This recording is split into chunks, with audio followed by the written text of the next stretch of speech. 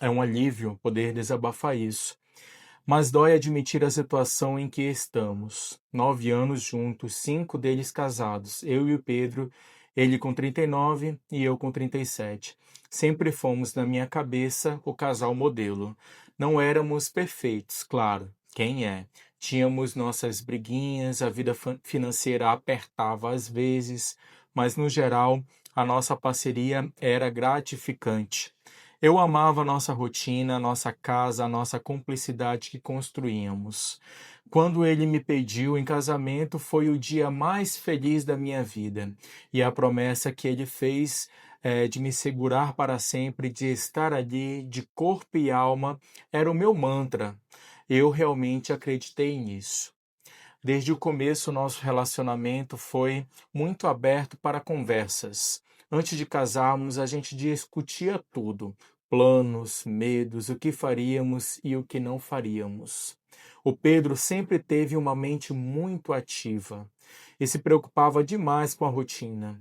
E ele sempre deixava claro uma coisa: o medo da vida sexual se tornar monótona.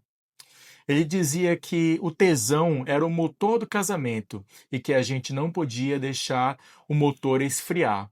Verdade. A gente sempre teve uma vida íntima saudável, cheia de desejo e entrega. Eu sempre gostei muito da nossa conexão, da forma como a gente se entregava, sem pressa, saciando a nossa sede um do outro. Para mim, um ato sexual era a nossa terapia, a nossa forma de dizer: eu te amo, eu te quero.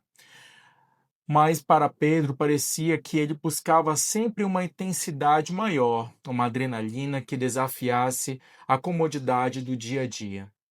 Com o passar dos anos e a chegada da rotina pesada do trabalho, o desejo dele se manifestava em perguntas hipotéticas. Ele começava com "e se?" E as perguntas eram sempre sobre a gente experimentar algo fora do nosso ambiente. Eu sempre dava risada, achava que era só fantasia dele, mas ele estava plantando uma semente. E eu, por amar ele e por querer sempre agradá-lo, nunca fechei a porta totalmente. A verdade é que, no fundo, eu confiava tanto no nosso amor que achava que nada de externo seria capaz de nos abalar. Mal sabia eu que ele estava falando sério e que a busca por turbinar o nosso motor nos levaria a um precipício. No início deste ano, aquela semente que o Pedro havia plantado há muito tempo finalmente germinou. Estávamos assistindo a um programa de TV, uma reportagem bem clean, mas que abordava a vida de casais que praticavam swing. A forma como eles falavam de liberdade, de cumplicidade, de quebrar a rotina, atiçou algo no Pedro. Ele ficou elétrico, vibrante, com aquele brilho nos olhos que eu não via há tempos, aquele brilho de quem acabou de descobrir um mapa do tesouro.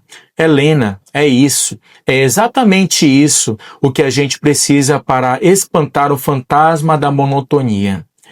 Nós discutimos sobre o assunto até o fim do mundo.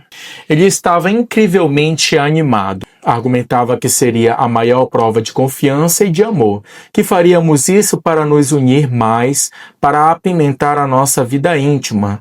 Ele dizia que seria um ato de coragem, uma entrega de corpo e alma um ao outro, mas na presença de outros, o que tornaria tudo mais intenso e inesquecível.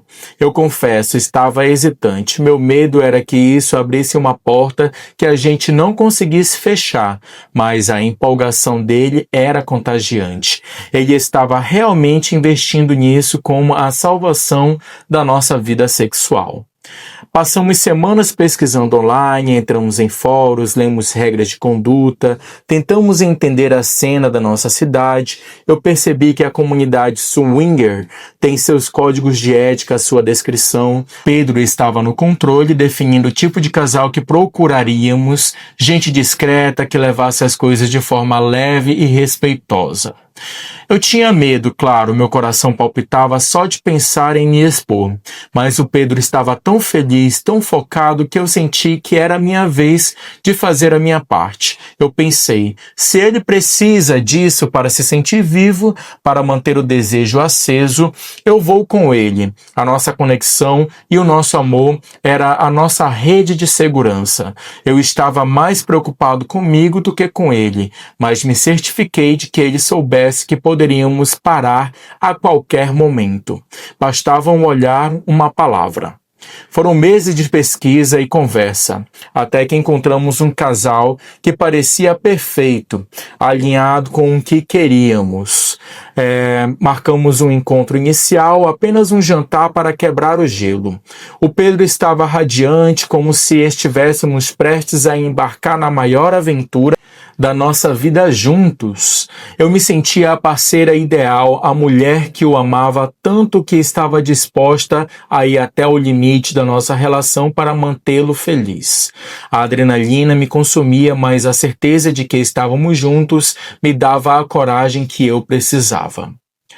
O casal que encontramos, a Bia e o Daniel, eram simpáticos, discretos e tinham o mesmo espírito aventureiro que o Pedro buscava.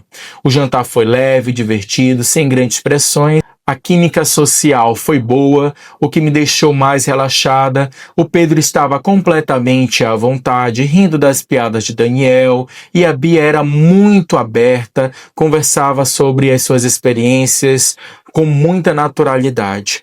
O plano era simples. Se todos se sentissem confortáveis, iríamos para o apartamento deles, um lugar de total privacidade e discrição. O nervosismo bateu de vez em quando, saímos do restaurante, a sensação de estar prestes a quebrar um tabu que durou 9 anos era vertiginosa. Eu olhei para o Pedro e ele estava com aquele sorriso de canto de boca, o olhar de quem estava prestes a realizar uma fantasia antiga. Você está bem, amor? Perguntei, segurando a mão dele com força.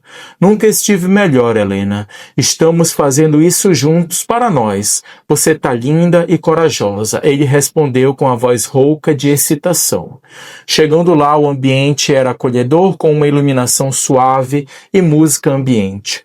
A gente continuou a conversa por um tempo, mas a tensão sexual era palpável, como uma energia que se acumulava no ar. Não demorou muito para as carícias começarem, primeiro entre nós, depois com um toque sutil da Bia no braço do Pedro e o Daniel no meu ombro, e aí a barreira caiu. O Pedro foi o primeiro a agir com a Bia. Eu o observava, sentindo uma curiosidade e uma excitação que eu nunca havia experimentado antes. Ver o meu marido, aquele homem que era só meu por quase uma década, se entregando ao toque de outra mulher foi estranho, mas também incrivelmente excitante.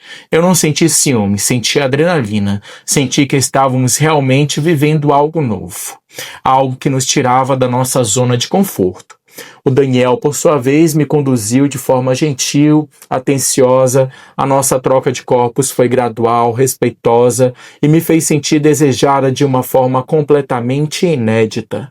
O que era para ser um ato de coragem se tornou um ato de intensa cumplicidade entre eu e o Pedro. A gente estava no mesmo ambiente, se entregando, mas com os olhares se cruzando como se estivéssemos dizendo um ao outro: estou aqui por você, estamos seguros. Eu me senti liberta, realizada. A minha libido, que sempre foi alta, encontrou uma nova forma de se expressar, e o Pedro, ele parecia estar no céu. Ele estava intenso, vibrante, com a energia que eu sempre soube que ele tinha, mas que a rotina havia escondido. Aquele encontro de corpos naquela noite parecia a prova irrefutável de que ele estava certo. A aventura havia nos salvado da monotonia. A experiência como um todo foi intensa.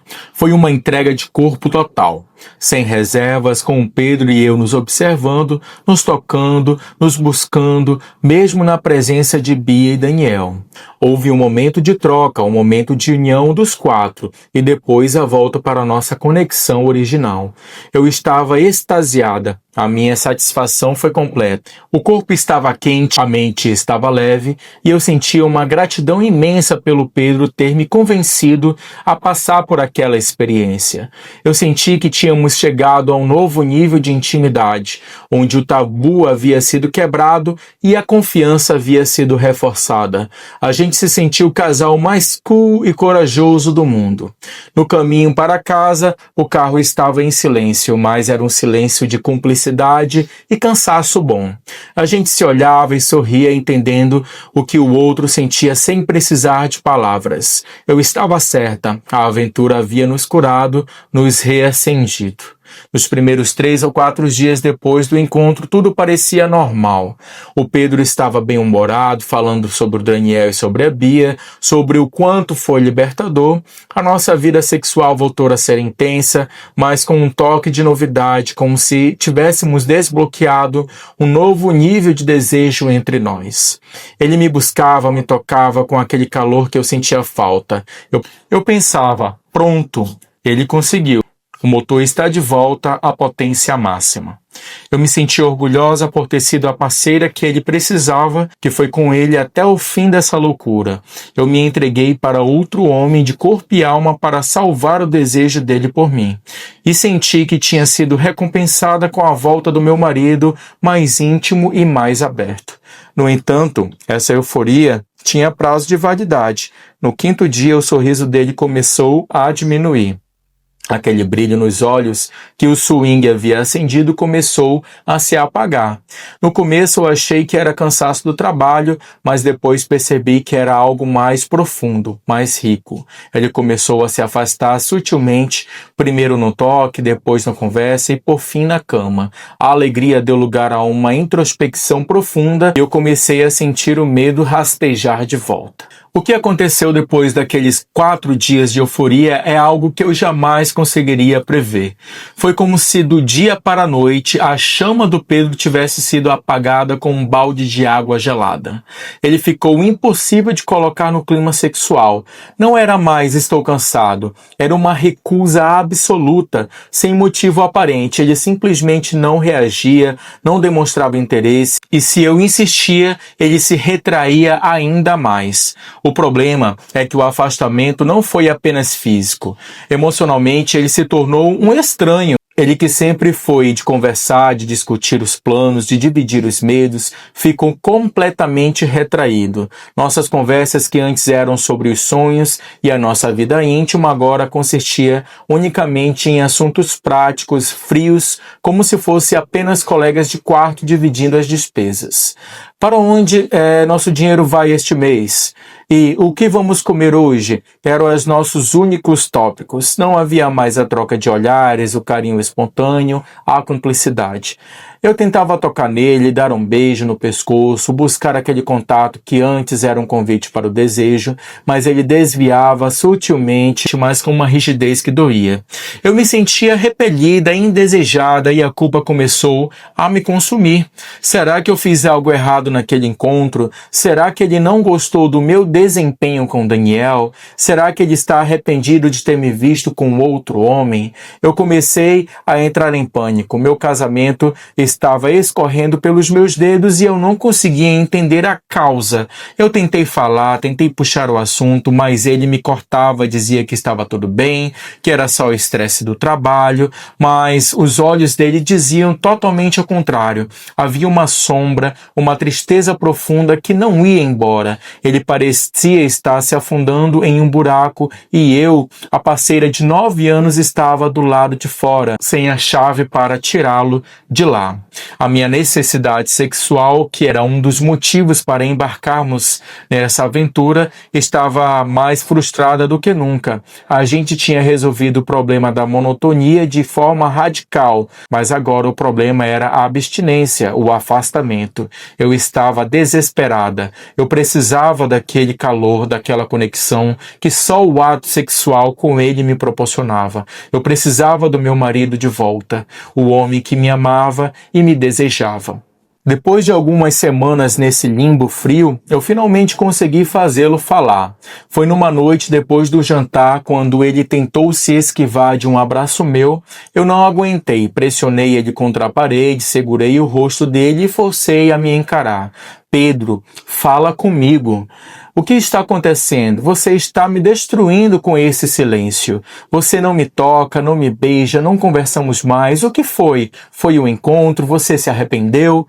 Ele desabou, e a confissão dele me atingiu como um tiro. Ele estava chorando convulsivamente, as lágrimas escorrendo pelo rosto e caindo no meu ombro. Ele confessou que sim, que o encontro nos tinha destruído, não por falta de amor, mas por causa do que ele sentiu depois. Eu não quero mais sexo, Helena. Não com você, não com mais ninguém. Eu sinto nojo, nojo de tudo, de mim, de nós, do que fizemos. Ele sussurrava, a voz embargada. Eu me arrependo imensamente. Eu vi você com outro, eu toquei em outra, e a minha cabeça não consegue processar isso. O que era para ser libertador me prendeu. Eu me sinto sujo. Aquelas palavras me paralisaram. Nojo? Eu? O homem que implorou para a gente experimentar agora estava me chamando de suja, sentindo sujo por causa de algo que ele mesmo iniciou. A minha primeira reação foi de raiva e de negação. Eu disse a ele na minha dor que eu não podia viver sem aquela conexão íntima. Eu fui honesta. Eu disse que precisava do sexo dele para ser feliz, para me sentir completa, para me sentir amada por ele. E a resposta dele foi a coisa mais fria e cruel que ele já me disse em 9 anos de casados. As suas necessidades sexuais não são mais problema meu, Helena. Eu te dei uma solução. Volta para o casal com quem transamos. Vá com o Daniel. Ele te fez feliz, não fez? Ele pode continuar fazendo. O meu corpo gelou. A sugestão de que eu procurasse outro homem para me satisfazer vindo do meu próprio marido, o homem que me prometeu fidelidade emocional e apoio, me fez explodir. Eu gritei, chorei, exigi que ele me levasse a sério, que me respeitasse, que parasse de ser irônico e cruel, mas ele estava fechado, em um sofrimento que eu não conseguia acessar, e no meio da nossa briga, ele me disse o que eu mais temia. A sugestão dele para eu procurar o Daniel, o outro cara do swing, ficou ecoando na minha cabeça. Não era uma solução, era uma faca no meu peito. Era ele me dizendo, eu não sou mais o seu marido no sentido completo. Procure o que você precisa fora daqui. Eu tentei argumentar, dizer que o que eu queria era a conexão com ele, com o meu marido, a entrega de corpos que só a gente tinha, mas ele me cortou com uma frieza assustadora. Eu já disse, Helena, isso não é mais problema meu. Eu te dei a liberdade e agora você está me cobrando o preço. Eu não aguento mais. E então ele voltou a chorar, mas não um choro de raiva, um choro de desespero de alguém que estava sendo devorado por dentro pela culpa. Ele me olhou com uns olhos vermelhos e inchados e me pediu a coisa mais dolorosa de todas. Por favor, Helena, vai embora. Eu não estou bem. Eu não consigo ficar aqui com você me cobrando, me olhando. Vai para a casa do seu pai, fique um tempo lá, me deixa sozinho, eu preciso de espaço, eu preciso que você vá embora. Aquilo me destruiu. O meu marido, o meu porto seguro, estava me expulsando da nossa casa, do nosso casamento. Ele estava me dizendo que a minha presença era o gatilho para a dor dele. Eu arrumei uma mala às pressas, sem acreditar no que estava acontecendo. Eu olhei para ele que estava encolhido no sofá e perguntei se ele realmente queria que eu fosse embora ou que eu ficasse, que cancelasse a viagem para a casa do meu pai. Ele apenas balançou a cabeça, me dizendo para eu ir e me divertir, com um tom de sarcasmo que me machucou profundamente. Saí de casa naquela tarde com a certeza de que o meu casamento estava acabado, mas com a ponta de esperança de que o tempo e o espaço o fariam voltar ao normal. Eu estava mais preocupada com ele do que comigo mesma. Eu senti que ele não estava apenas arrependido, ele estava traumatizado.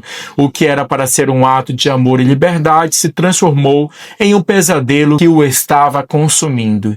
E eu, que fui com ele, que o apoiei, estava sendo punida por algo que ele iniciou e eu apenas aceitei para vê-lo feliz. Eu estou na casa do meu pai fingindo que estou de férias, mas a minha mente está a 1000 por hora, focada no Pedro e na nossa casa. Era para ele ter vindo comigo como havíamos planejado para o Natal, mas ele ligou na última hora dizendo que não estava se sentindo bem. Eu insisti, mas ele foi irredutível.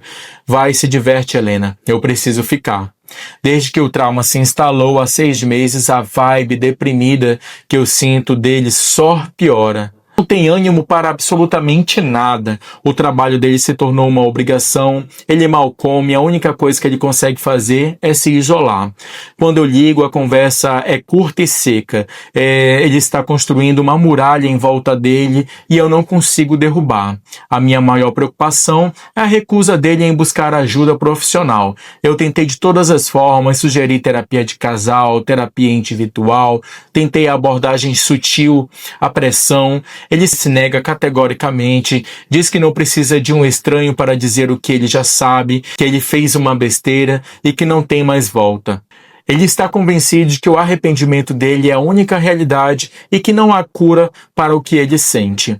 O toque é a minha barreira mais dolorosa. Ele não deixa tocá-lo, especialmente debaixo das calças, como eu disse. Qualquer tentativa de carinho mais íntimo é cortada com um desvio do corpo, com a desculpa de que está frio ou com um gemido de desconforto. Eu sinto que ele me vê como um gatilho da dor dele, o lembrete vivo do que aconteceu naquela noite. O meu corpo, que estava tão em chamas e realizado após o swing, agora está sedento, carente de conexão que ele me tirou. Eu preciso daquele calor, daquela entrega, daquela forma de reafirmar quem somos. A ironia é cruel. Eu, que fui forçada a aceitar a aventura para salvar a vida sexual dele, sou agora a única que está com a vida sexual em frangalhos. Enquanto ele me nega desejo, ele me deu a solução de ir até o outro. Mas o que ele não entende é que o problema não é a falta de sexo, é a falta dele, do meu marido, o homem que eu amo. Eu estou sem opção, perdida, e a cada dia que passa sinto que ele está mais longe de mim, se afundando em um trauma que ele mesmo criou. Eu não quero perdê-lo, mas o silêncio e o nojo que ele sente estão nos separando de uma forma irreversível. Estou na casa do meu pai, mas a minha cabeça está na nossa casa em Curitiba. A saudade é imensa, mas o medo é maior ainda. Eu amo o Pedro. Eu sei que o que ele está sentindo é real. É um trauma, uma reação exagerada a uma experiência que ele idealizou demais. Ele não é um homem ruim. Ele é um homem que se destruiu mentalmente por causa de uma busca desesperada por quebrar a monotonia. A verdade é que as minhas opções são limitadas e eu estou em um beco sem saída. Opção 1, ceder ao desejo dele. Ele me disse para voltar para o outro casal. Se eu fizesse isso, estaria abrindo mão do meu casamento por completo, confirmando que minhas necessidades sexuais não são problema dele. Eu estaria quebrando a confiança que ainda resta e me afundando na dor de ser apenas um objeto de satisfação, e o que eu quero é ele, não é o Daniel. Opção 2, pressionar e exigir ajuda. Continuar a insistir na terapia, tentá-lo trazer de volta à força. Isso provavelmente só faria se retrair ainda mais, afundando a depressão e o isolamento. Ele precisa de ajuda, mas não aceita. Eu não posso forçá-lo a sair desse estado. São 3, esperar e sofrer. Voltar para casa, continuar vivendo como um colega de quarto, aceitando o afastamento emocional e físico, na esperança de que um dia ele acorde e perceba o que está fazendo com o nosso casamento. Mas por quanto tempo? A minha necessidade de conexão, de intimidade, de ser desejada pelo meu marido é vital para mim. O casamento pode sobreviver ao trauma dele, mas sobreviveria à minha infelicidade e frustração?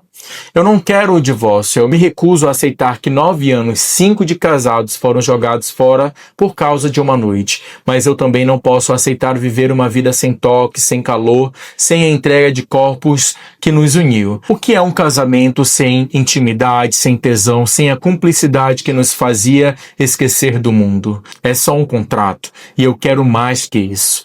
Eu vejo a situação claramente, o Pedro está traumatizado com a culpa que se manifestou como um nojo de si mesmo e de mim.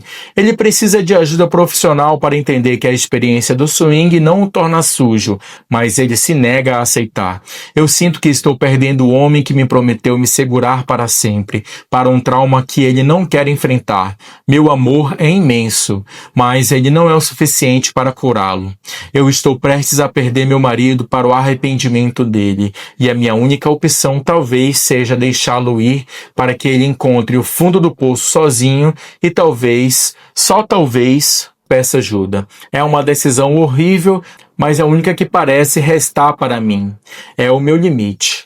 Muito bem, chegamos ao fim de mais um relato aí da Helena, né, e do Pedro, que passaram por essa experiência aí de swing, né? Eu vejo que esse é um tema que gera bastante engajamento aqui no canal, né? O pessoal gosta muito dos relatos que envolvem o swing, né?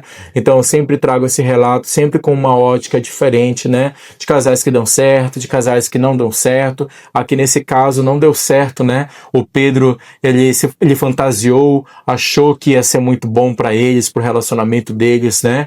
A Helena adorou a experiência, se sentiu liberta, se sentiu desejada, né, por outro homem e até mesmo pelo seu marido, mas 4 ou 5 dias depois o Pedro caiu, né? Caiu numa depressão profunda, né? Se sentindo sujo, sentindo a esposa dele suja também, a situação.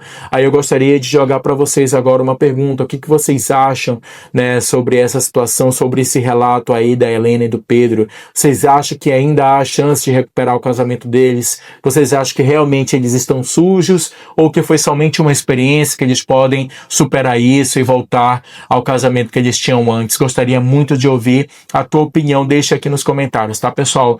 Muito obrigado aí pela tua companhia, sou muito grato aí por você estar comigo aí até agora. Faço um convite para você que você possa assistir os outros vídeos também. Curte esse vídeo, deixa um comentário, e se você ainda não for inscrito, já aproveita, já se inscreve também, porque me ajuda bastante, tá bom? Então até o próximo vídeo, se Deus quiser, fique com Deus e tchau, tchau.